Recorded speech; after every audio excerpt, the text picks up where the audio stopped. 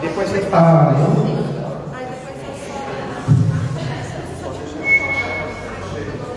Vocês escutam bem? Pode ser? Bom, gente, quero aqui dar um bom dia a todos e a todas que estão aqui no nosso sindicato. Esse é o Sindicato dos Funcionários Públicos aqui de Diadema. Então, é um sindicato que representa os trabalhadores da cidade, os trabalhadores que trabalham nas UBS, os trabalhadores que trabalham nos hospitais municipais, como o Quarteirão, o próprio Hospital Municipal do Piraporinha, os trabalhadores que trabalham na defesa cidadã, agora que é o nome, por exemplo, a GCM, GCPs, os professores, os trabalhadores da educação, transporte. Então, esse sindicato representa esses trabalhadores, esses trabalhadores que estão aí no dia a dia aqui da nossa cidade, prestando um atendimento de serviço público para essa população. Eu me apresentei, sou o Vite, sou professor aqui da rede municipal, atualmente estou presidente do cinema desse sindicato. Nós estamos aqui hoje com o objetivo de fazer a quarta aula de um curso que a gente tem construído aqui em parceria com a Escola Latino-Americana de História e Política, que é como dominar a nossa dominante, e como acabar com isso. Então, a ideia do curso é que a gente consiga entender, dentro dos vários segmentos da sociedade, como que a elite, a classe dominante brasileira, pensa e organiza o seu processo de dominação das classes mais populares, e como a partir desse entendimento a gente consegue, enquanto trabalhador, enquanto classes mais populares, tentar superar essa organização e organizar as várias frentes. Como que a classe dominante exerce o seu papel? A partir da educação, a partir da cultura, hoje, a partir da questão militar, do judiciário, da comunicação, da imprensa e daí por diante. Então, o curso ele tem 8 aulas, essa é a quarta aula, são todos convidados a fazer as outras aulas. No momento seguinte eu posso divulgar o restante do calendário. E hoje, excepcionalmente, nós temos duas coisas muito boas para nós aqui de cinema. Uma é receber o nosso companheiro Genuíno para dar essa aula de hoje sobre a questão militar, e a outra é receber aqui a professora Eliane da Unifesp, e com ela os alunos da escola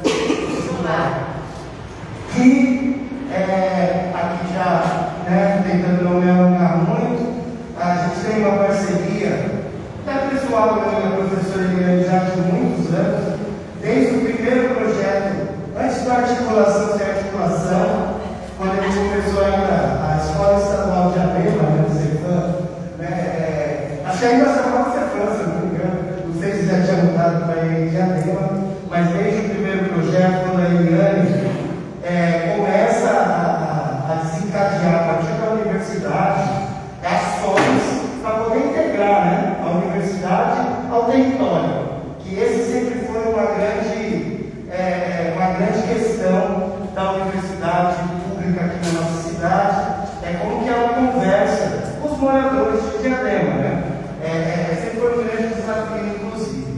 Então, de lá para cá, muitas coisas aconteceram, a articula, ele se fortalece, a cada dia, a cada ano. Nós já fizemos parceria. Eu trabalhava em outro lugar, passava no bar, depois agora aqui no sindicato. Então, a gente chega aqui hoje muito honrado de ter vocês aqui com a gente hoje, desse projeto.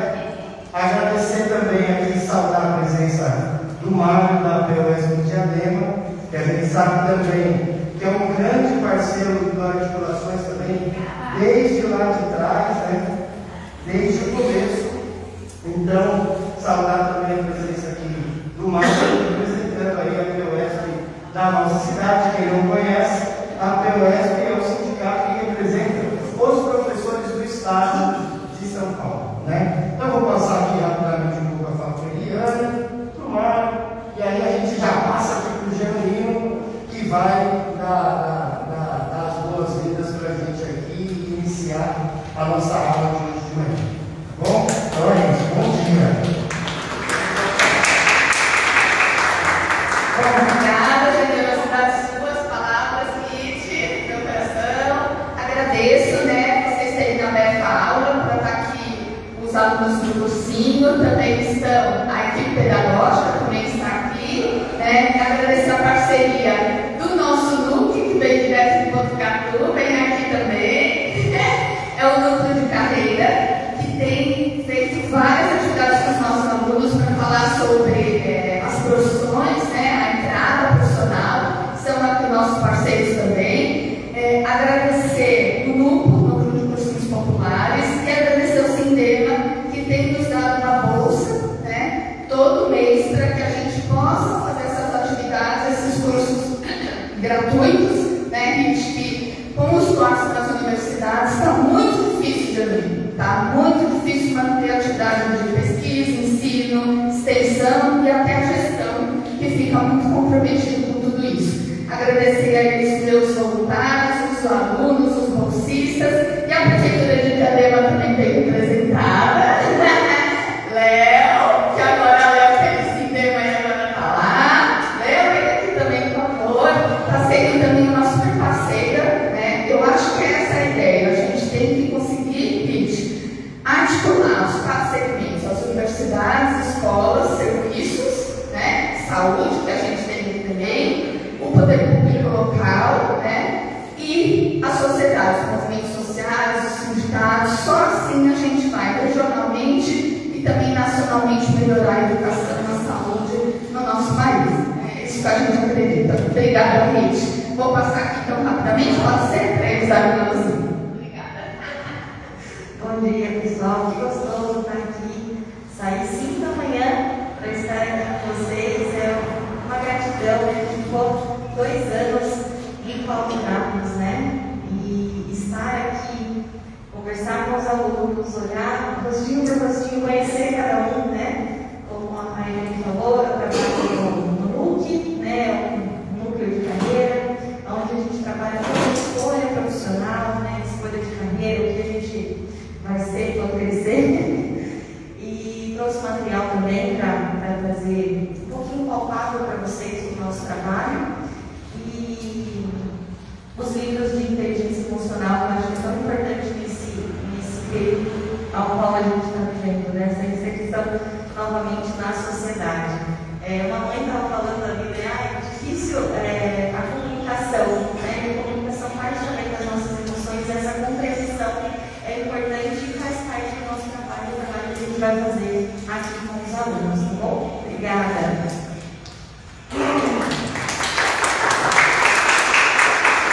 Bom dia a todos. Como já foi apresentado aqui, eu sou o Sumário, colaboro no cursinho, na escola.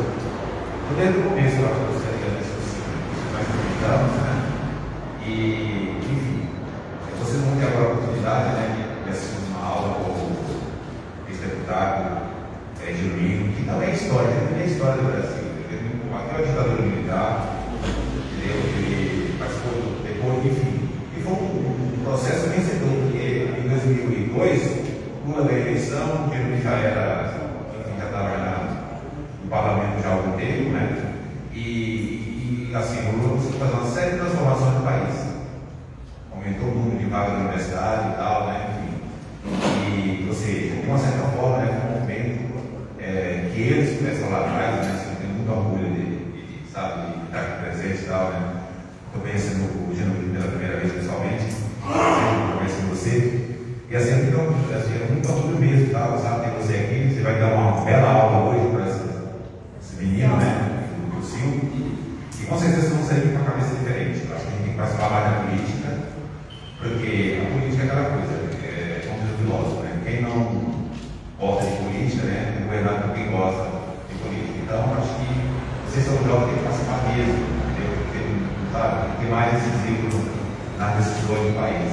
Não tem condições de a gente deixar o país na mão de uma pequena elite, que, enfim, há 5 séculos estão aí tirando tudo que o país produz, Enfim, nós tivemos o ciclo, o Brasil,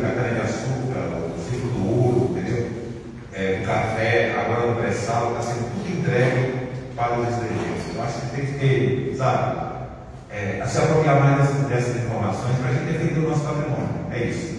Obrigado.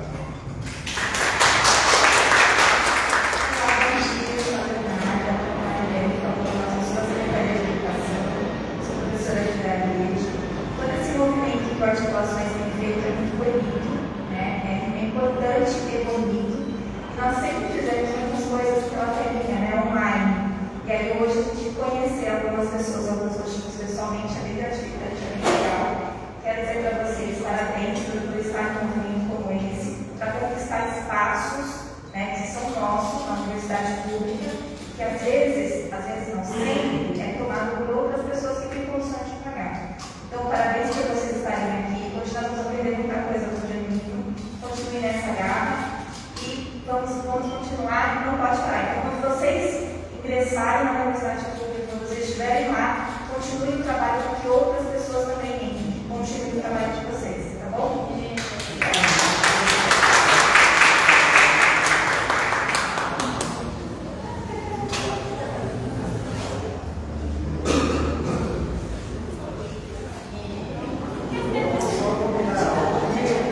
Bom, gente, a Gilmar já apresentou um pouco o Genuíno, né? Vou passar aqui direto para ele, então estamos aqui hoje com esse objetivo. Ele vai dar uma aula, né? O nosso teto é meio-dia, né? Ele vai fazer uma exposição inicial em torno de 60 minutos, um pouco mais, um pouco menos, e depois abre para interação, para perguntas e para colocações nossas, certo? Estamos na aula assistida. É isso, Genuíno, com você. Eu vou só interpretar o som que eu digo por mim. Fique à vontade. Sei que o negócio é barato. Bem, bom dia, companheiros e companheiras. Esse é um tema que a gente tem muita dificuldade de abordar todo ele numa aula, porque é um tema com várias dimensões, com vários aspectos. A discussão sobre a questão militar e a discussão sobre Forças Armadas. Em primeiro lugar, vocês estão estudando aqui, estão discutindo um tema que é como domina a classe dominante. E vocês certamente já tiveram aula sobre o papel do Estado, né? Vocês sabem nessa aula que não existe instituições estatais neutras, o Estado não é neutro, o Estado representa interesses econômicos, interesses políticos, interesses sociais, interesses de dominação, o seu aparato, certo? Vocês certamente já viram, já examinaram o aparato de justiça, já tiveram essa discussão, né? Como é que o sistema de justiça legitima as regras de manter a ordem capitalista, a ordem da exploração, a ordem do lucro. Eu vou abordar aqui uma questão muito delicada, que é o uso da força e da violência. Para discutir Forças Armadas é o uso da força e da violência, até porque tem as teorias que vocês conhecem, que o Estado do capitalismo tem o monopólio da violência, quer dizer, o monopólio de eliminar, de matar, o monopólio de destruir. E essa discussão é muito importante porque ela não pode ser feita separada das características da dominação política, cultural, ideológica, da dominação, inclusive, de narrativas. Não pode ser excluída, porque geralmente quando a gente examina essa questão, a gente tende a achar que tem uma mística. É claro que militar tem uma mística. A mística da arma, a mística da técnica, a mística da guerra, a mística da força militar que projeta maior capacidade dos humanos, a mística da estética militar. Vocês sabem que todas as forças armadas têm uma estética da arma, da farda, da ordem unida, da hierarquia, da disciplina e tal. Então, é uma área que tem suas próprias, vamos dizer assim, suas próprias singularidades. Então, a noção de guerra, a noção de militar é uma noção que é a atividade humana mais, vamos dizer assim, mais ampla, em que na guerra o ser humano, estou falando em tese, ele é colocado numa dimensão múltipla, física, mental, psicológica, ética e todos os níveis, porque ela projeta um desdobramento, um desenvolvimento da atividade humana. Então é uma ferramenta intrigante da atividade humana, e a humanidade sempre conviveu com isso, desde as primeiras guerras, os primeiros conflitos. Isso acompanha a história da humanidade. Eu estou colocando essa preliminar geral para depois chegar aqui no Brasil.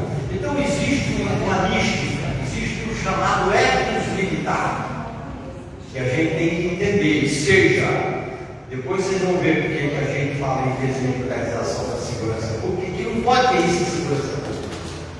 No caso das Forças Armadas, pela organização da mística e do ethos, é uma estrutura que ela tem que ser, em qualquer situação do mundo, em qualquer país, ela tem que ser conservadora, ela conserva.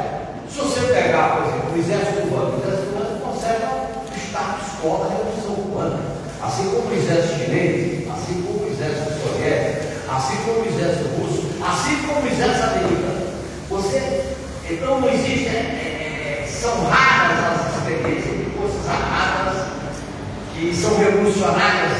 Quem é revolucionário é o povo, quem é revolucionário é a força social, quem é revolucionário é quem transforma. A natureza das Forças Armadas é uma natureza de conservação, de organização, de status, do que eu chamo essa mística e esse ethos militar. Então, agora, esse ethos e essa mística tem especificidade da arma, da tecnologia, da hierarquia, da disciplina.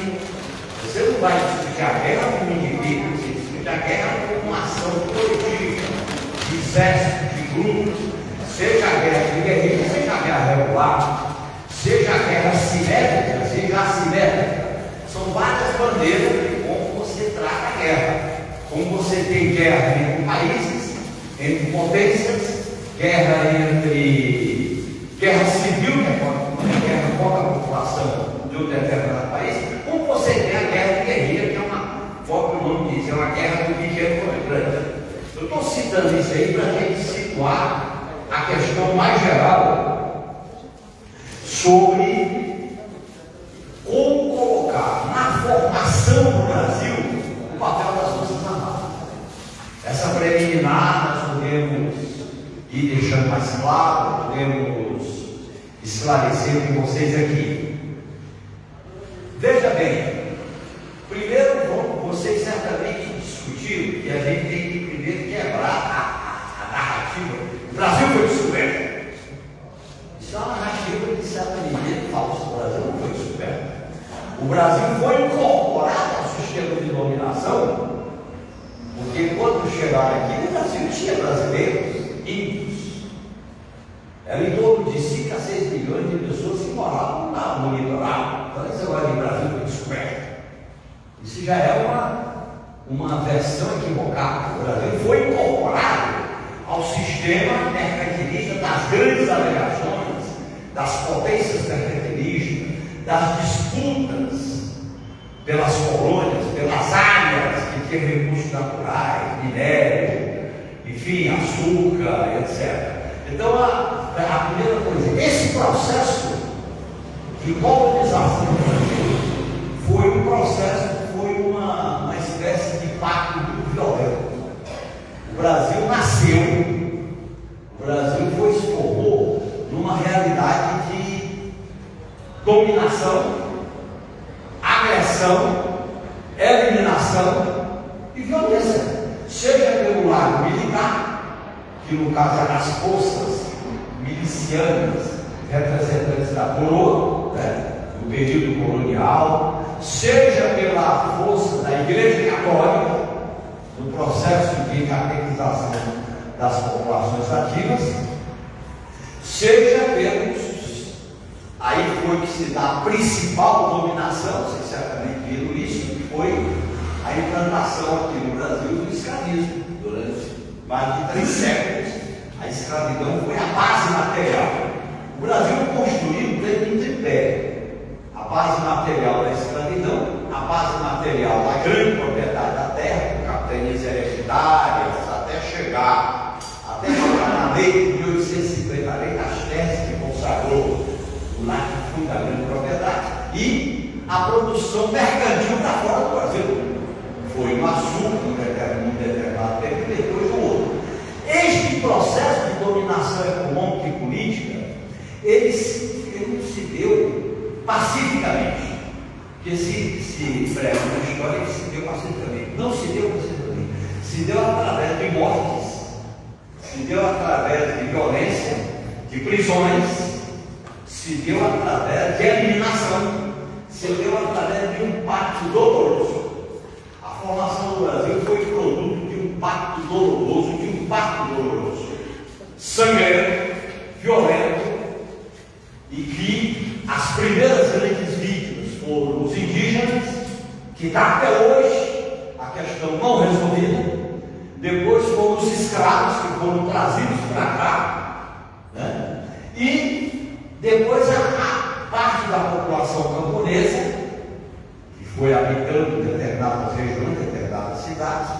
Então a incorporação do Brasil, tanto internamente como externamente, se deu através de movimentos violentos, de coação, de repressão. E quando a gente fala Forças Armadas, eu estou falando de repressão e de violência, que é o poder de eliminar, é o poder de coagir, é o poder de conter, é o poder de eliminar. É isso. Então, nós temos que partir dessa segunda preliminar para situar a questão geral sobre o problema militar do Brasil que está aí no noticiário, vocês estão vendo até hoje. E aí, o que é que se dá, pessoal? Quando a gente fala Forças Armadas, há fatos e narrativas. Não sei se vocês sabem, mas a data que é usada como formação do Exército Brasileiro é no período colonial, na Guerra dos Guararapes. Quer dizer, a Guerra dos Guararapes, que foi uma guerra contra os holandeses, de portugueses contra os holandeses, é colocado como ataque do nascimento do Exército. Então, o Exército Brasileiro nasceu numa guerra entre Portugal e Holanda, e nessa guerra chamada dos Guararapes, os escravos, os índios se incorporaram nessa guerra. Isso é colocado como um símbolo da formação dessa narrativa. Isso quer dizer o seguinte: a formação do próprio exército se dá numa espécie de conluio, uma das potências imperialistas, que era a disputa entre Portugal e Holanda, da Guerra dos Guararapes. A mesma coisa acontece com a Marinha durante o governo de Geraldo Mendes de Sá, na expulsão dos holandeses do Rio de Janeiro, na expulsão dos franceses do Rio de Janeiro. Aí é usado como na Marinha. Então, a própria instituição militar, eu estou pegando as duas mais importantes, que é a Força Aérea pós a Segunda Guerra Mundial, a Marinha e o Exército estão vinculados a uma dominação política no período colonial, num conluio, uma pactuação com o invasor, que era Portugal, numa disputa contra o invasor. Não estou aqui avaliando se era com a Holanda ou com a França, não é isso que eu estou referindo. A ideia de uma rebelião autônoma. Não houve isso aqui, como houve, por exemplo, a Revolução do Haiti, que foi uma revolução popular, a libertação do Haiti contra os espanhóis. Não estou me referindo a isso, eu estou me referindo a essa ideia de que, na formação política da repressão, que se dava principalmente com os corpos milicianos, não era uma formação como o exército da guerra, eram corpos policianos, eram polícias locais, eram chefeiros. Inclusive, nessa época, esse termo que hoje é tão comum de milícia, eram as milícias do período anticristo. processo, no nascimento, portanto, você tem datas que são criadas como narrativa. Isso já implica numa concepção, porque se eu considero que a data símbolo para formar o exército foi uma guerra entre Portugal e Holanda, ou entre Portugal e França, eu estou partindo da ideia de que na nossa formação a gente incorpora, a gente absorve, a gente introspecta o colonizador, que era Portugal, como potência colonizadora. Né? Essas duas datas são importantes como referência. Veio o processo, veja bem, aí vem aqui no Brasil um outro elemento importante, que é a transferência da máquina estatal para cá, quando vem o período antes da independência, de 22, com a transferência da família real. Veio uma máquina burocrática, uma máquina política, uma máquina do Banco do Brasil, a estrutura administrativa, veio toda para cá, de Portugal para cá, por causa das disputas intermitentes. E isso marcou muito a formação desses aparelhos, desses aparatos de coação, de repressão, de eliminação. E neste processo, pessoal, todas as tentativas de insurgência da população indígena, da população escrava e da população pobre do Brasil foram eliminadas. As chamadas rebeliões nativistas, cujo símbolo maior foi, o grito maior foi Frei Caneca, Tiradentes, foram eliminadas essas rebeliões nativistas. Além das rebeliões da população escrava. Então a força militar, a força repressiva, a força de coação, ela se voltou contra essa população que começava a reivindicar, a exigir. Um exemplo disso é o que aconteceu no Círculo do Ouro, que aconteceu no Nordeste, na cana-de-açúcar. Então, isso está na origem, que a gente tem que entender como é que foi se formando o pensamento político das Forças Armadas. Após a proclamação de 22, que foi vamos dizer assim, uma autonomia política, não foi uma independência dos moldes, nem do que acontecia na América do Sul, que houve confrontos, rebeliões, guerras. Aqui não. Aqui foi um grito, né? Uma proclamação pelo imperador. Olha bem, é o imperador que proclama a independência. Não é uma rebelião que proclama a independência. O imperador proclama a independência. Vocês sabem, aí tem o primeiro reinado, a primeira Constituição, depois tem o segundo reinado. Por que eu estou colocando isso aqui? Para chegar bem no momento da sua palavra. É que nesse período do século XIX, do período do primeiro império e do segundo império, a unidade nacional desse país continental, desse país grande, de várias regiões, ela foi imposta a ferro e fogo.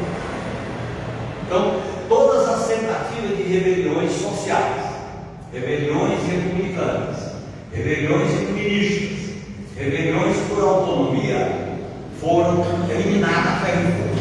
E não é por acaso que hoje, vocês sabem que a principal data da independência do Brasil é a famosa Conjuração Baiana, que é a Guerra de Independência da Bahia, que é comemorada no dia de 2 de julho. Que, aliás, está acontecendo fatos importantes hoje na Bahia, inclusive com a presença do governo Lula e de outros presidenciais. Porque o 2 de julho foi a primeira grande rebelião pela independência que uniu a independência nacional com o fim da escravidão e com a defesa da população indígena. Porque as outras rebeliões não tinham isso. Por exemplo, a rebelião de Tiradentes era por causa dos impostos da coroa, não tinha um caráter de defesa dos negros, não tinha. Né? Então, essa foi a primeira, a que marcou. Uma outra, segunda que marcou foi no Maranhão, a Baiada, que foi uma rebelião popular. Inclusive foi dessa Baiada que o patrono do exército ganhou o nome de Duque de Caxias. Caxias estava no Maranhão, ganhou o nome de Duque de Caxias. se notabiliza na Guerra do Paraguai. E a revolução, a cabanagem, que é muito interessante para a gente entender a Amazônia, que é esse tema tão importante hoje, a gente estudar a cabanagem. A cabanagem foi uma rebelião de caráter popular que colocava a disputa pela República e Independência com a questão social. Outras não. A Farroupilha não colocava isso.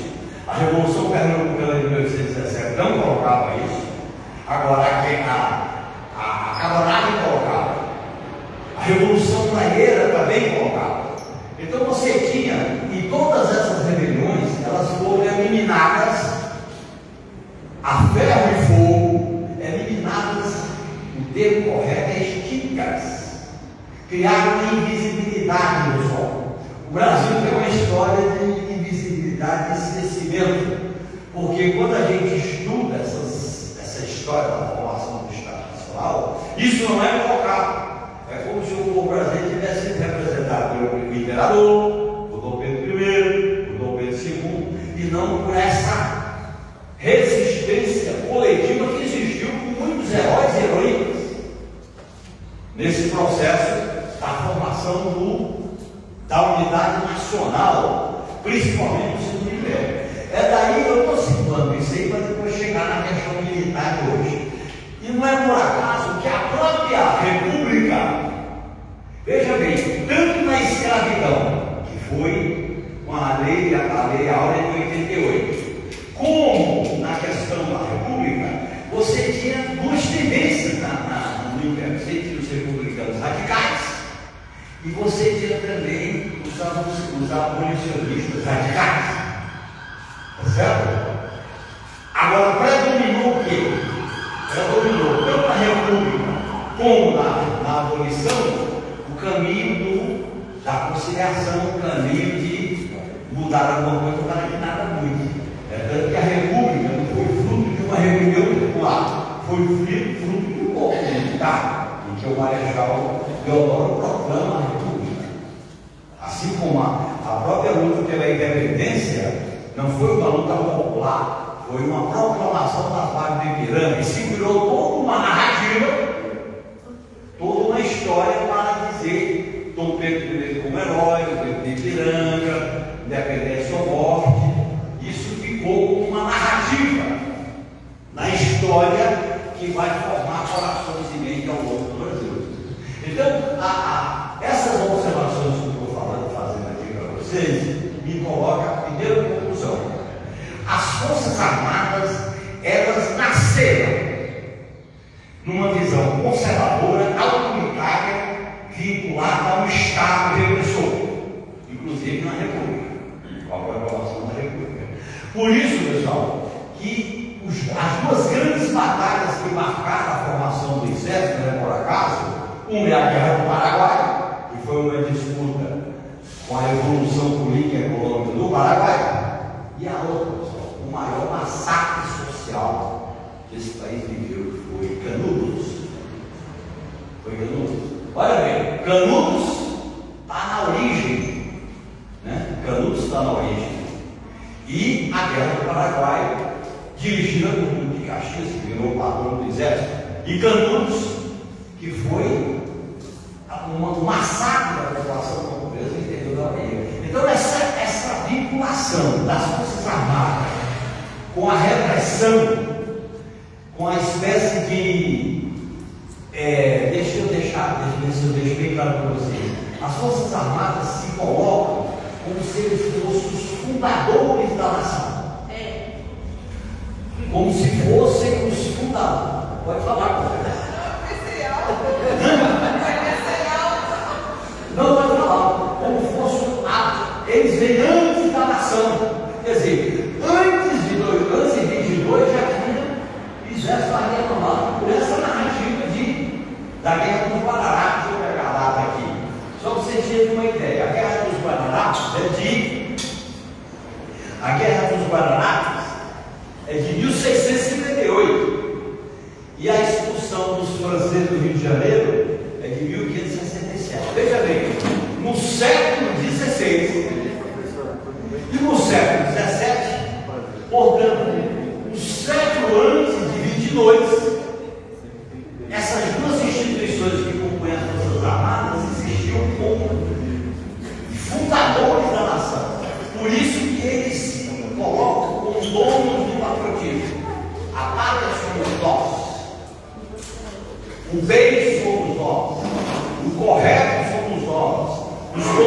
Estado somos nós.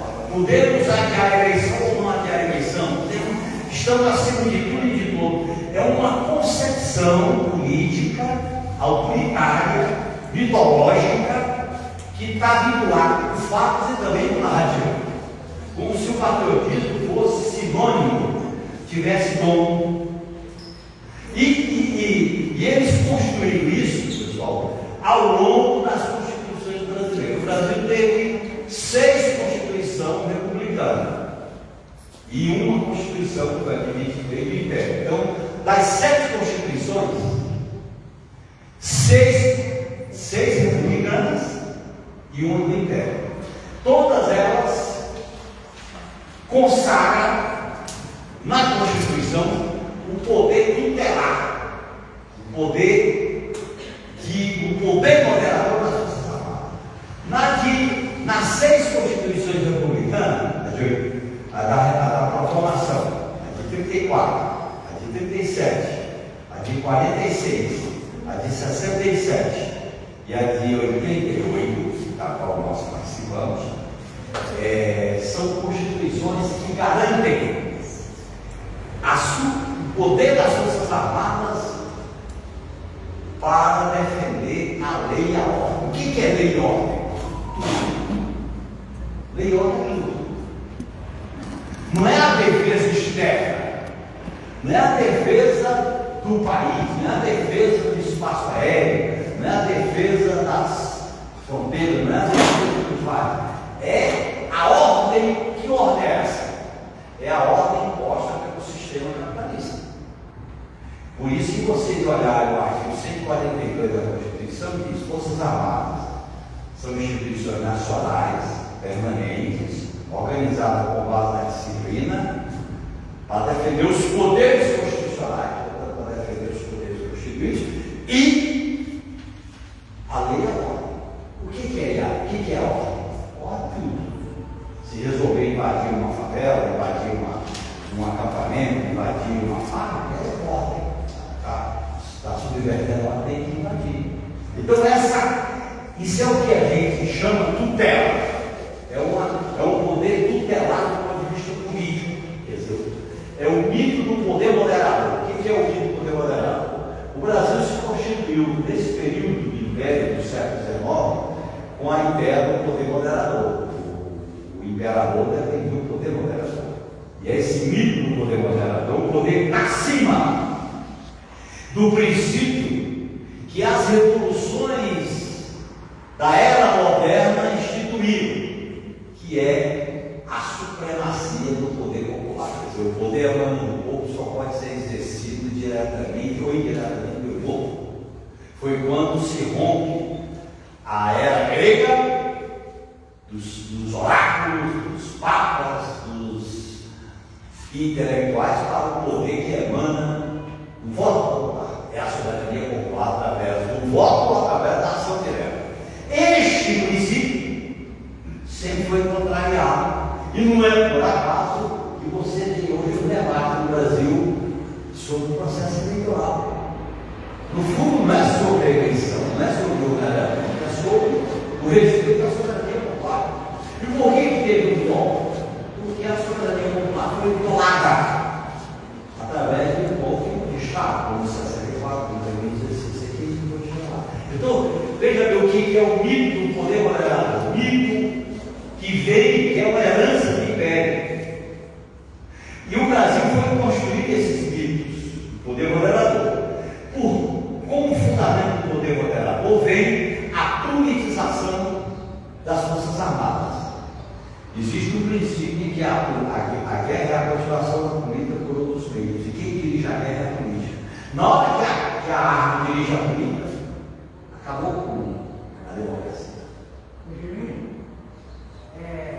Assim que o oficial Henrique Gomes, quando Dom Bosco voltou para Portugal, ele voltou na Guarda Nacional, aí Dom Pedro requisitou a alça da família da mulher dele, aí eles mandaram novos campos estrangeiros e chegaram aqui e formou a Guarda Nacional. Claro, a Guarda Nacional foi produto de mercenários que vieram para cá, portugueses de outros países, foi produto de cooptação da população nativa, inclusive escravos e índios, e foi produto também de portugueses que já moravam aqui.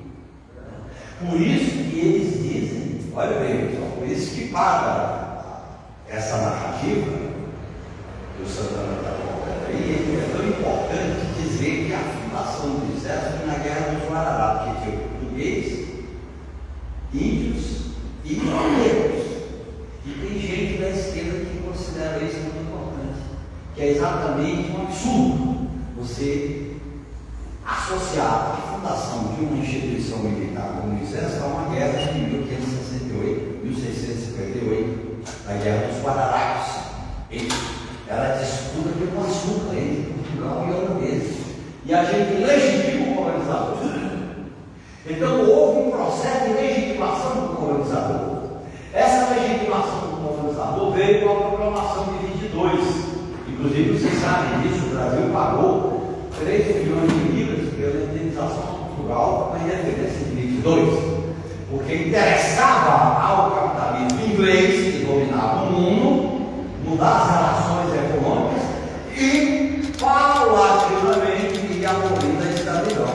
Por isso que vocês geralmente estudaram que a abolição da escravidão foi paulatina.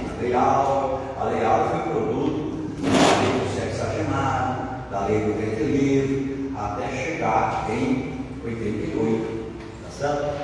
Então esse é o processo. Esse processo ele produz uma coisa muito complexa para nós estudar, porque de um lado produz a força, violência. Essa força, essa violência exercida pelas tropas da Guarda Nacional, que era o que existia na época do Império, depois a Guarda Nacional foi extinta, aí se criou a formação formal do Exército, mas com essa herança que vinha da repressão às rebeliões cativistas, a repressão aos quilombos e a repressão às rebeliões camponesas, dos dizendo maior que Canudos, né? Se formou o exército, cujo patrono, pessoal, o nome do de Caxias é por causa da destruição da Balaiada. E ele escolheu o nome de Caxias como Duque por causa da destruição da rebelião dos Balaios, que foi a rebelião popular.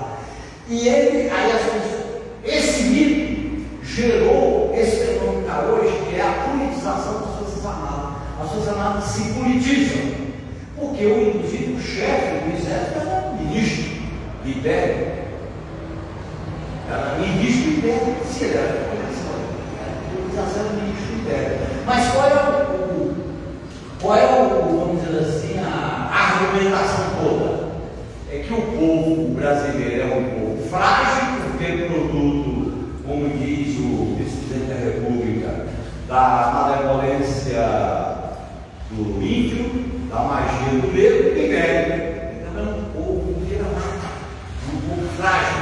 Diante de um povo frágil, tem que ter uma força superior dita nos rumos, dita no horizonte. E aí é que é a base. Esse autoritarismo do poder do mito. Esse autoritarismo do mito gera uma politização. Por isso que no processo de formação das Forças Armadas, a politização sempre teve presente. Não é por acaso que na proclamação da República você teve o Leão Marechal que proclamou a República, primeiro presidente, depois teve o Floriano Peixoto, que foi presidente, depois o Marechal Hermes. Quer dizer, na própria República você teve 3 presidentes militares. E é interessante vocês observarem como esse fenômeno acontece com a Canudos de um lado e a Guerra do Paraguai do outro, e vocês certamente já ouviram essa frase ser colocada, que é que os militares do exército se recusaram a ser capitães de mar, ser exaltados. Sabe o que acontece, pessoal? Para recrutar soldados da Guerra do Paraguai, o de Caxias recrutou muitos negros. E quando terminou a guerra, os negros não estavam nem agora. Nós vamos voltar a ser escravos. Não. Então surgiu a ideia de capitão de mar. Quer dizer, interesse econômico vinculado. Não era a ideia da liberdade dos escravos. Porque os escravos foram usados na guerra, depois da guerra, queriam voltar a ser escravos. Aí o Zé declarou que não ia cumprir o papel de capitão de mar. Certo? Que era a perseguição aos quilombos e tal. Então, eu não quero deixar bem claro para vocês o que significa esse mito do poder moderador que tem a um só tempo o monopólio do patriotismo, o monopólio da autoridade suprema e o monopólio de dizer o que é bom para o país sem ninguém dar esse poder. Vocês viram recentemente, surgiu um documento sobre Brasil 2035, elaborado por 3 institutos militares. Mas quem é que deu esse poder? Quem é que autorou? Quem é que legitimou? Quem é que mandou? Ninguém, mas ele se auto-legitima, se auto-proclama, se autoproclama questionar as urnas, se autoproclama questionar a população indígena, se autoproclama condenar os índios, se autoproclama não aceitar a demarcação de terras indígenas, e se autoproclama, como foi no período da ditadura, aquela repressão violenta. Então, esse autoritarismo, ele é estrutural, ele é ontológico, ele está nas entranhas da formação das Forças Armadas brasileiras. Por isso que as Forças Armadas se formaram. Uma perna era na ordem interna, desde o período colonial, para conter os desajustados, os rebeldes, os subversivos, os que incomodam, desde o começo da República, rebeliões ativistas, Caneca, Tiradentes, e por aí fora. E depois vem a luta contra os quilombos, cujo exemplo maior é Zumbi. E depois vem as guerras camponesas, cujas duas principais do século XIX foi Canudos e depois do século XX conquistadas. Foram as duas grandes rebeliões camponesas de massa. Canudos do século XIX mas qual foi a narrativa de Canudos? Canudos era um movimento monárquico, coisa que não era. Era um movimento, era uma denúncia da exploração econômica e social do campo do Nordeste. A narrativa para justificar era um movimento monarquista. Então, isso está muito presente, coisa que nunca foi enfrentada. E aí, veja bem, na velha república, e aí eu estou colocando esses pontos históricos para depois a gente chegar nas conclusões. Na velha república, a república do café por leite, que vai dar proclamação até 30, surgiu uma crise dentro do exército. Porque na formação intelectual, na formação política do exército, surgiu um fenômeno que vocês já devem ter ouvido falar dele, o tenentismo. E de onde veio o tenentismo? Dos jovens oficiais que eram formados pela França, que eram chamados turcos. Os jovens turcos se formavam nas academias, principalmente francesas, e vinham para o Brasil com ideias modernistas, como a Luiz Carlos Prestes, Ferreira Campos, Juarez Távora, vários tenentistas que fizeram a pessoa muito forte na Nordeste, que foi um movimento dentro do exército brasileiro. Certo? Veja bem, dentro da própria do exército surgiu um movimento, vamos chamar assim, progressista, mas com a visão autoritária. Era o progressismo autoritário. Nós é que vamos fazer a reforma, nós é que vamos mudar os costumes políticos, nós é que vamos mudar os costumes, nós é que vamos dirigir o povo. Não era a rebelião, não era a greve, não era o motim, eram eles que se colocavam, tanto que fizeram uma coluna vitoriosa, foi a maior experiência, uma das maiores experiências militares do Brasil, foi a coluna Prestes, que não foi derrotada. Certo? E não é por acaso que produziu lideranças, na sua grande maioria, aderiram à direita, aderiram ao Estado Novo, aderiram ao Estado, com exceção do Prestes,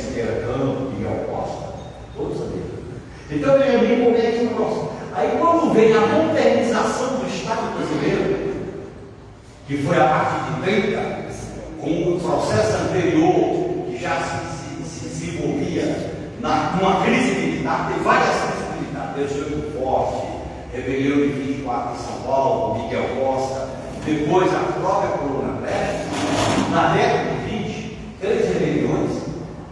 E só para lembrar para vocês, eu até falei isso, veja bem como é que é a questão, quando as pessoas falam, eu estava assistindo essa semana um seminário muito bem feito do SESC de São Paulo sobre a Semana da Arte Moderna. E quando o pessoal fala da Semana da Arte Moderna, e aqui tem muitos alunos que vocês estudam a Semana da Arte Moderna, o centenário da Semana da Arte Moderna, as pessoas não ligam a Semana da Arte Moderna de 22 com mais 2 fatos políticos, que foi a fundação do Partido Comunista de 22, produto da Revolução Bolchevique de 17 na União Soviética, e a rebelião dos tenentes, que são 18 fortes e a Coluna Breve. Portanto, o Brasil passou por um processo de agitação política, econômica e cultural na semana de 22.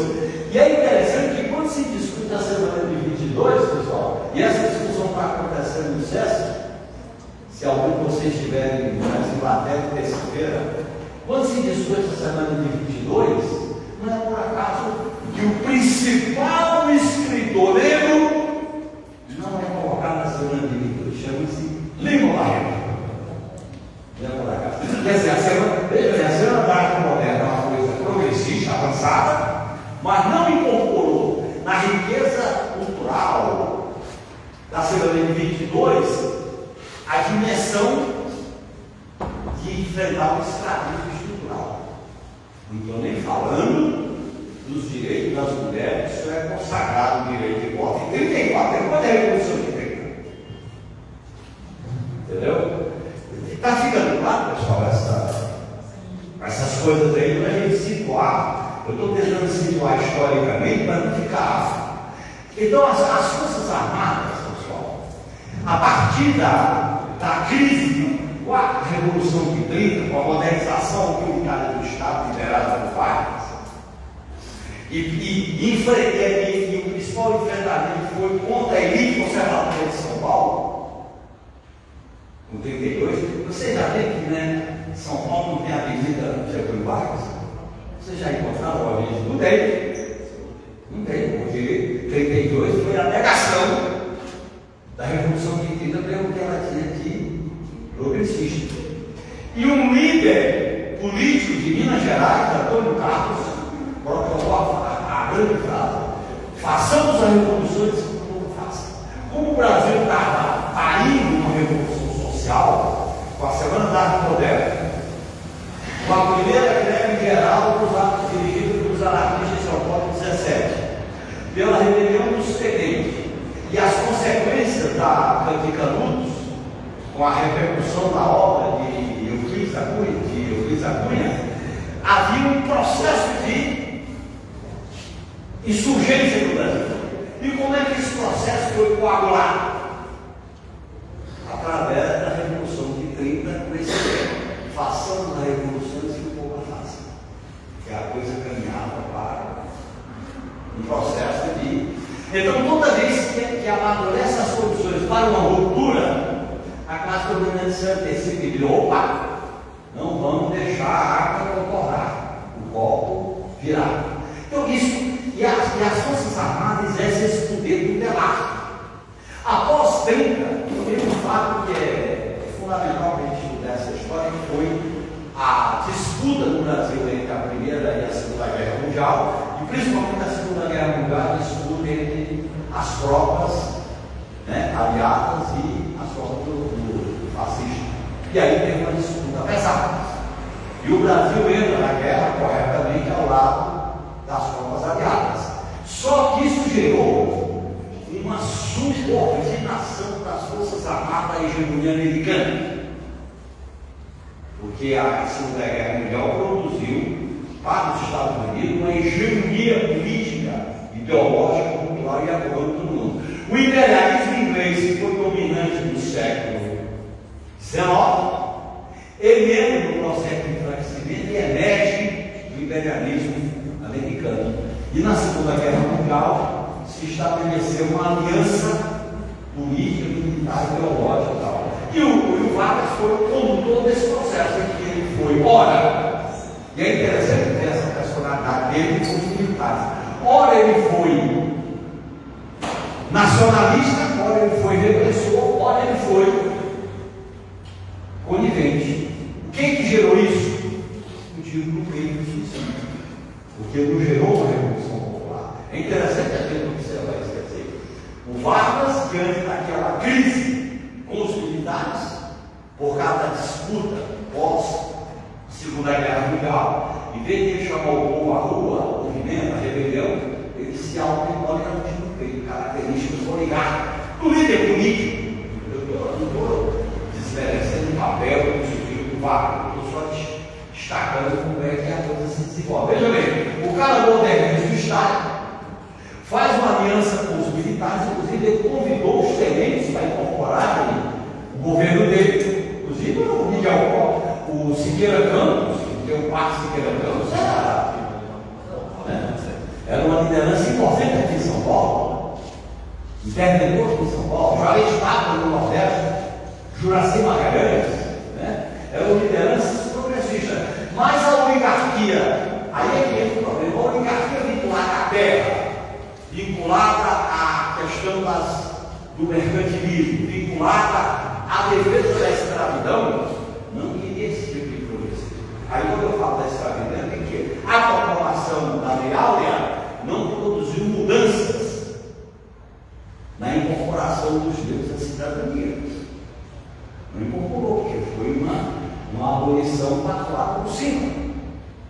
Os donos de escravos que inclusive a gente nasceu. Então, olha bem, as mudanças elas não chegavam aqui embaixo. E como elas não chegavam aqui embaixo, a superestrutura do Estado exercia a sua dominação através do aparato militar. E nesse sentido, o aparato militar foi fundamental. De 30, pessoal, até 64, nós tivemos dezenas de pronunciamentos militares. Aí surgiu tendências dentro das Forças Armadas, entre nacionalistas e entreguistas, surgiram crises dentro das Forças Armadas, surgiu limpeza dentro das Forças Armadas até gerar o grande golpe de 64 que instalou a ditadura por 20 anos. E, veja bem, então a ideia da tutela, a ideia da coação, a ideia da repressão é uma ideia constante na formação do pensamento político doutrinário das Forças Armadas. Quando a gente discutia, por exemplo, quando a gente discutia essa palavra lei e ordem, e na Constituinte nós chegamos a discutir, a tirar essa palavra lei e ordem, porque lei é tudo, até a lei do incriminado. Ordem, ninguém sabe o que é ordem. Os caras podem chegar aqui e falar que essa reunião está contestando a ordem, todo mundo está preso. Aliás, já aconteceu isso no passado. Então é tudo. Quando nós questionamos a lei e a ordem da Constituinte, houve um pronunciamento do então ministro do Exército, da Luiz Pires, dizendo que a Constituinte estava querendo abolir as Forças Armadas, que a gente queria que as Forças Armadas cuidassem só da defesa nacional. E aí teve uma crise militar, a famosa frase do Ulisses Guimarães que diz: a última junta militar que teve no Brasil foi a junta de 64, chamada Junta dos Três Patetas. O Ulisses Guimarães era um liberal consequente, coisa que não tem mais no Brasil. Né? Então, olha, só mostrando como em vários momentos as Forças Armadas exercem essa tutela.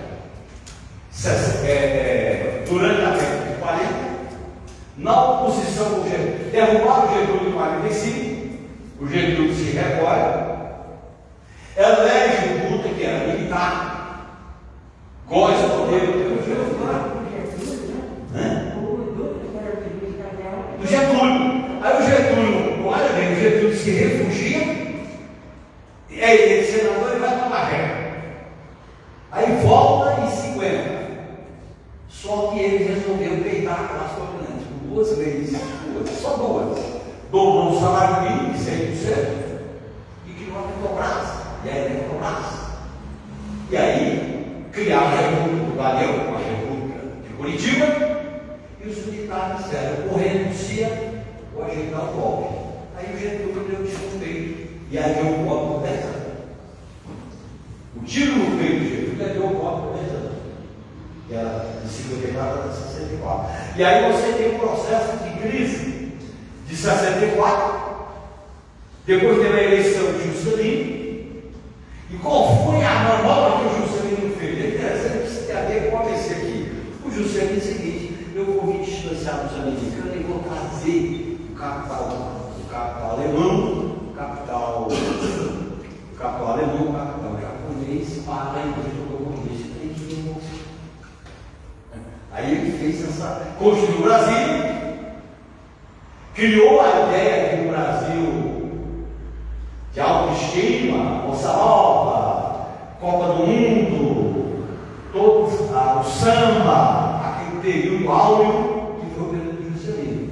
Aquilo aí veio e as Forças Armadas tentaram dar o golpe de Juscelino, inclusive com rebelião em Jacareacanga, que é no sul do Pará, perto do Mato Grosso, perto do sul do Pará, mesmo contra o Juscelino.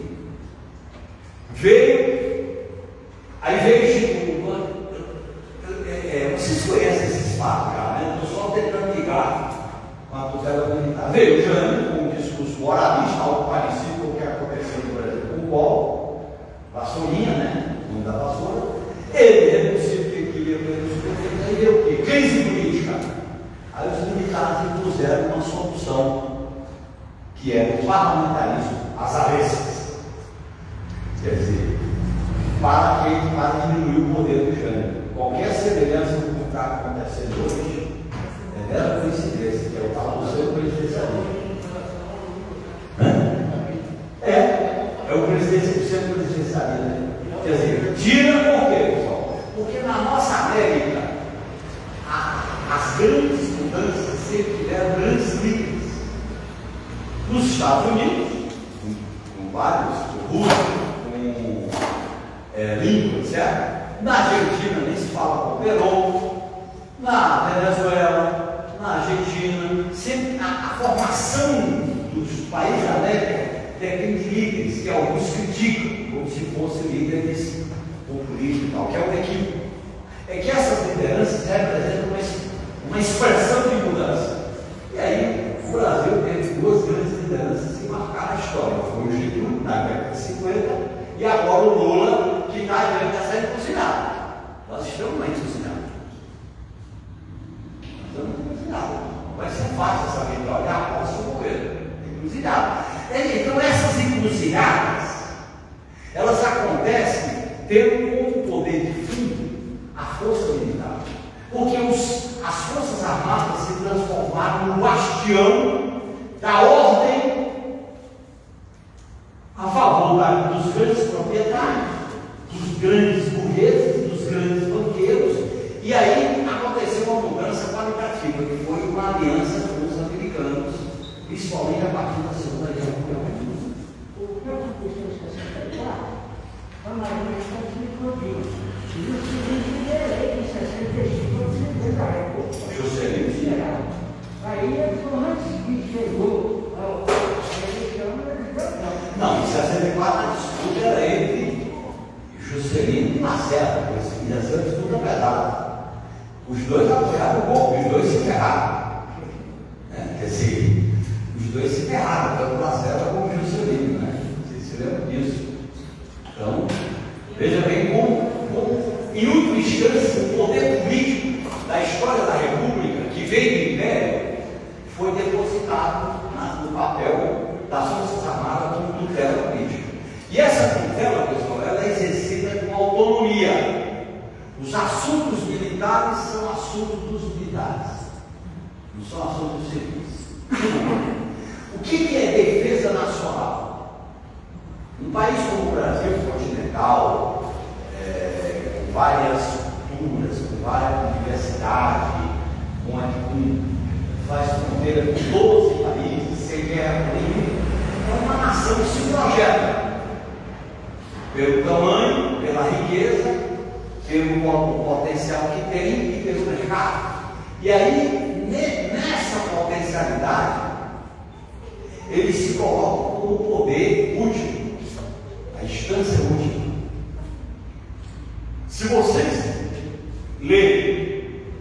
o artigo 1, 2, 3 e 4. Esses 4 artigos da Constituição de 88, vocês vão ver que ali estão os princípios fundamentais da organização da República Brasileira, da nação brasileira.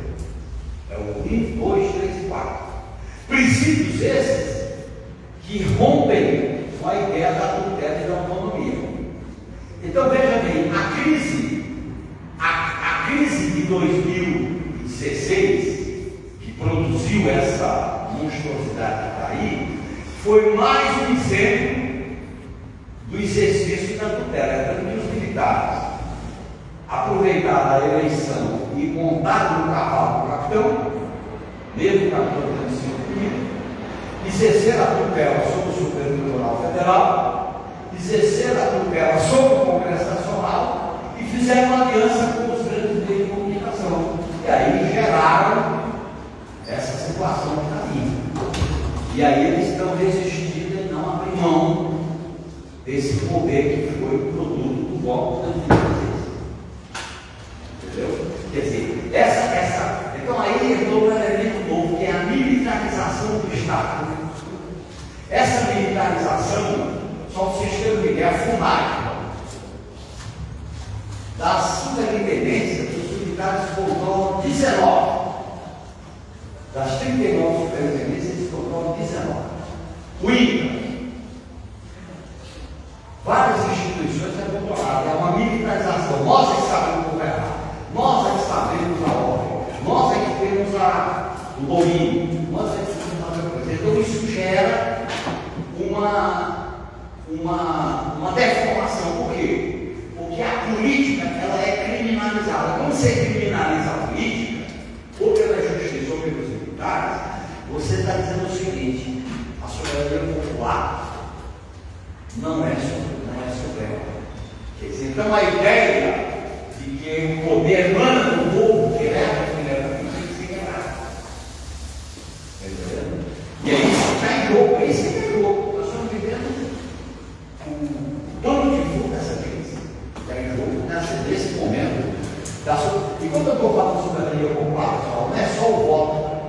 É o voto, é a organização popular, é a organização de conselho, é plebiscito, é referendo, é orçamento participativo, é a cidadania ativa ser exercida de maneira plena.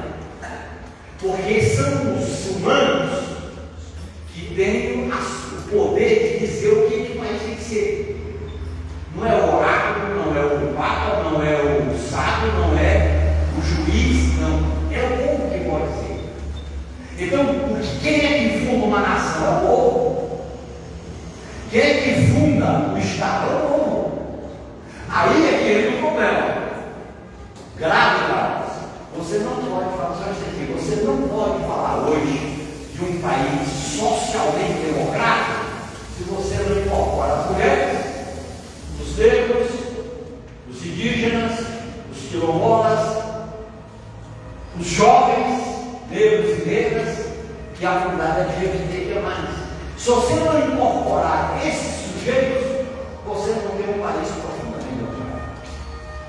Porque no Brasil tem uma coisa, pessoal: a memória dos vivos a memória dos mortos tem que reativar o ânimo dos vivos. Porque aí tem uma história perversa. O Brasil construiu ao longo disso que eu estou colocando para vocês uma história de invisibilidade. As pessoas são invisíveis. Os negros são invisíveis. Até porque o Rui Barbosa, o grande jurista, disse: vamos destruir os arquivos dos quilombos, porque isso vai dar mal para o Brasil. Canudo, se não fosse utilizado, era invisível. Contestado, tem pouca coisa sobre a religião de contestado. Porque a classe dominante, além de matar, de esfolar, ela nega a memória. E ela passa uma memória que o povo brasileiro é ordeiro, é pacífico, é cordial, para facilitar a dominação. Então, você vê que hoje nós não podemos fazer um convite como houve em 64, né, com o João Goulart, né, chamando de artista, isso eu vejo como uma necessidade, mas gosta um pouco. Como é que está meu tempo aí? Nem estou dizendo aí. Está Aí a gente pode até, se você quiser, ou esperar dar mais uns 15 minutos, por exemplo, para a gente interromper. O professor Eliane chamou a gente fazer um intervalo de 10, 15 minutos para fazer o segundo bloco de perguntas. Você fazer agora ou dar mais 15 minutos? Então, a ideia é, ou a gente já faz agora, ou espera mais uns 15 minutos e faz para a gente começar a segunda parte. Então eu vou fazer mais uns 15 minutos aí. Beleza. Então, olha bem, pessoal. O que se coloca nessa questão?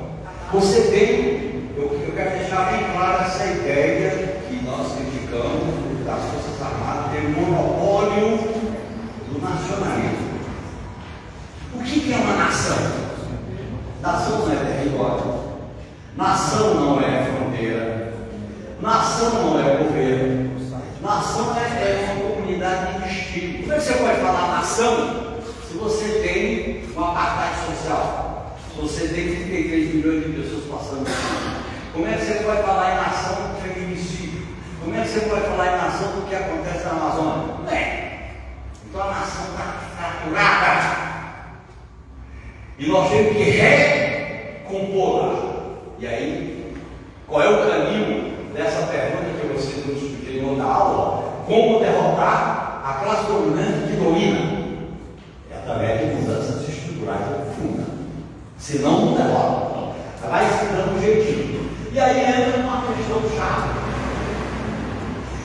Essa maneira de tutelar o regime político foi feito na Constituição de 88, apesar dos avanços no capítulo sobre Forças Armadas, no papel do Ministério Público. O Ministério Público, pessoal, se constituiu uma instituição acima de tudo e de todos. No Estado, na democracia, quando você tem uma instituição que está acima de tudo e de todos, vai ao comportamento, seja pela esquerda ou pela direita. Porque qualquer instituição que não dá conta, que não presta conta, que não é fiscalizada, que não é controlada, a tendência é o absolutismo e tal. E aqui nós estamos tendo esse problema. Por exemplo, o sistema de justiça, que hoje está fazendo um enfrentamento parcial com esse inominável. Mas nós não devemos ter ilusão, porque a gente sabe o que já foi feito. O que já foi feito pelo sistema de justiça. Você pega o sistema midiático. O sistema midiático quer ter o poder de dizer para os coitados qual é a ordem. Como é que o mercado se comporta, como é que faz as coisas, técnico e gráfico. Você dá a ordem, orienta, faz corações e mentes. Se você não quebra com essas estruturas, você não vai transformar o país. E aí, e principalmente hoje, é quebrar com a invisibilidade. Existe uma quantidade de gente invisível. Você nem sabe se existe. Vocês não viram agora na Covid a quantidade de brasileiros que não existia para efeito de receber o auxílio durante a Covid, não existia. Quer dizer, um país que não tem dimensão daquelas pessoas que formam a nação, o pessoal está inviabilizado. Milhões de pessoas não tinham identidade, não existia, não tinha CPF, não tinha RG. Então, veja bem, quando a gente vai falando dessa opressão, como ela é violenta. E aí, veja bem, volto trazendo esse debate sobre a questão das Forças Armadas. As Forças Armadas se constituem numa espécie de casta, porque como eles têm o poder moderador, o mito e o monopólio da força e da violência, eles se colocam como o poder moderador. E esse poder moderador cria um espírito de caça. Então, aumento de salário, previdência, casa própria, regalias, isso vai se constituindo numa casta daqueles cidadãos e cidadãs acima de tudo. E eu vivi, eu trabalhei lá no Congresso Nacional, inclusive fui funcionário do Ministério da Defesa. Pessoal, quando se trata de feminismo, de racismo, de comunidade LGBTQIA+, as Forças Armadas é barra. Inclusive, vocês viram que eles fizeram o discurso do golpe? O Brasil tem que se livrar do politicamente correto. O que que era ser livrado politicamente correto é que eles perceberam que entrava nos quartéis o feminismo. Mulheres de oficiais, não pode ser assim. Jovens militares que tinham relações afetivas. Eu conheci um caso famoso que deu muita repercussão. E você não vê, não é comum você ver general, né? Vocês têm visto general Leite? Não é. E as mulheres que incorporaram, foi recente a incorporação das mulheres da Força Armada, elas têm muita dificuldade de ascender ao comando. Então, as Forças Armadas consagram um conservadorismo cultural e ideológico muito profundo. Por isso que vem essa discussão sobre o politicamente correto. Porque essas ideias entram por vias das avessas, mas entram sim. E ao entrar, perturbam os caras lá. Porque ontem eu estava vendo uma notícia de que uma mulher de um oficial denunciou violência familiar. Não segura. Então eu quero só dizer para vocês que apesar dessa situação dramática que o Brasil vive, há um movimento de baixo para cima que ele é irresistível e ele será vitorioso mais cedo ou mais tarde. Não segura. Não é possível segurar o racismo. Não é possível segurar o feminicídio. Não é possível segurar o direito da LGBTQIA+. Não segura. É a mesma coisa dos indígenas. E por que com os indígenas e os negros, os quilombolas, há uma contradição muito profunda com as Forças Armadas? Porque como é uma população originária, eles conhecem os melhores locais, os mais ricos, os que têm mais minério. Por isso que são violentados. É porque eles conhecem que estão lá. Eles conhecem onde é que tem milho, onde é que tem ouro, onde é que tem madeira nova. Isso aí. Eles não querem ir para o Cerrado, eles não querem ir para o sertão do Nordeste. Isso é um problema. Até porque eles moravam no litoral e foram escorraçados no interior. Porque toda a colonização foi do litoral para o interior. E eles habitavam no litoral. Certo? Então eu só estou mostrando como essa questão, esse papel repressor. Quer dizer, em qualquer país, pessoal, as Forças Armadas têm um papel de repressão. Estou aqui, não há Forças Armadas dentro. Nem no Brasil, nem na Rússia, nem no Cuba, nem nos Estados Unidos. Não tem. Tem que ter um lar. Agora, esse lar tem que ser comandado pela política. Por isso você tem que submeter as Forças Armadas à soberania de quem veio.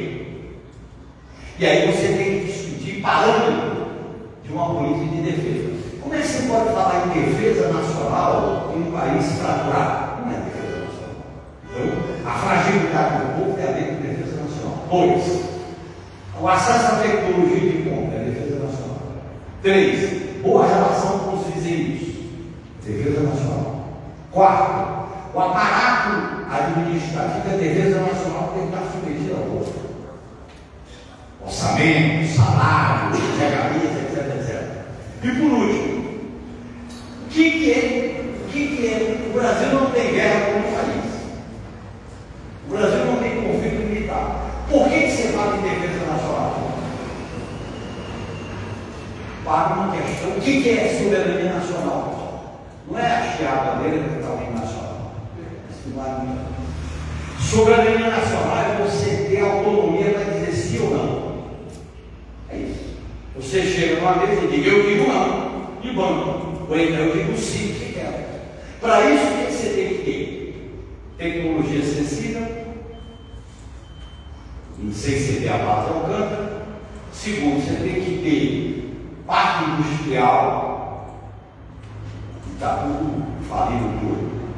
Depois você tem que ter estrutura funcional. Vocês já prestaram atenção que os grandes quartéis do Brasil são todos eles situados em grandes avenidas, em grandes capitais, que se houver uma necessidade de mobilização na hora do engarrafamento, não serve para nada. Veja bem, como é que você vai mobilizar o quartel do Exército de Ibirapuera? Não é para isso. Por que tem tanto militar no Rio de Janeiro? É vontade, gente. É uma lei de defesa. Se está lá na zona, tem que estar no Tocantins, se está no Mato Grosso. treinamento paraquedista fica no Rio de Janeiro. Você sabe o que ele diz? Ele pode fazer treinamento? E para fazer treinamento paraquedista, são 10 metros de altura. Tem que fechar 2 aeroportos. Santos Dumont e. Aí, você vai fazer treinamento paraquedista aqui em São Paulo, com Congonhas e com Guadalupe? Não dá. Então, essa visão urbana é a visão do controlar o povo. Bom? Pensando em catástrofe, por exemplo, nós só temos o Hospital Saboia que está preparado para receber uma grande quantidade de vítimas. Então, o Exército está pronto se deixando passar uma vírus. Claro. Veja bem, aí você tem a Covid. Um vírus que mata 670 mil brasileiros, um vírus, e não houve uma ação preventiva, aí sim, para defender a vida das pessoas. Como você pode falar sobre dinheiro? Se a vida do povo não vale, mas se vale, vai mudar para vencer. Está entendendo? Então nós não somos contra as Forças Armadas, nós queremos que a destinação dela seja outra. E não esse cair. E a última questão, antes de terminar, pessoal, é segurança pública. E aí, certamente, nós vamos levar como isso na sua rodada. Segurança pública, há uma diferença entre segurança pública e Forças Armadas. Segurança pública é força. Forças Armadas é violência. Há uma diferença entre força e violência. Violência você elimina, força você contém. Essa é a diferença básica. Mas a preparação para a polícia é violência. Você chega, uma coisa é a força. Você chega, contém, você chega, prende, você chega, observa, mas aqui não, você chega contando. Porque a segurança pública virou uma questão militar e tem que ser desmilitarizada. Porque ela não é eficaz. Pode ter certeza, você só vê. Olha, o Brasil tem a terceira população carcerária do mundo. Eu vivi na cadeia na época da ditadura durante 5 anos e agora na democracia. O sistema penitenciário brasileiro é uma droga. É a escola do crime. Logo a juventude lá de 25 a 30 anos, por causa da droga, porque eles misturam droga, o consumo, a dependência com o tráfico, o cara não é julgado, não é processado, e ele é jogado contra a parede e ele vai sobreviver. Porque se ele sair da cadeia, ninguém dá emprego para ele porque a coisa dele está suja, ele ferrou. Aí você tem uma juventude, pessoal, eliminada de qualquer esperança nas cadeias. Eu vivi a repressão, eu fiquei 5 anos preso na ditadura e conheci a repressão. Né? A época dos bandidos romanos, aqueles bandidos que eram romanos, que não era essa coisa do tráfico. E conheci agora, quando eu fui preso no salão. Eu sou uma parte pesada. Então, são questões, eu estou colocando isso, que são questões emergenciais que normalmente não aparecem nas nossas pautas. E eu acho que se a gente não resolve isso, o país está fraturado, o país está inviabilizado, o país está destruído, o país está. Enfim, aí que não é que a gente vai sair dessa encalacrada. Então, para agora, depois a gente revolta. É isso. Bom, gente, vamos fazer um 15 minutinhos.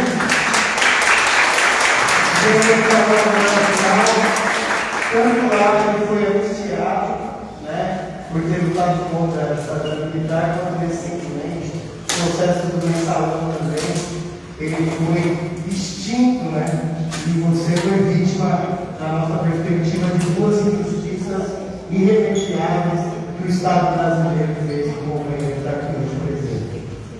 Então, assim, vamos tomar um cafezinho, 15 minutos para aquela acordada. Na volta a gente faz uma rodada para a gente poder fazer perguntas e aí a gente devolve para ele responder. O pessoal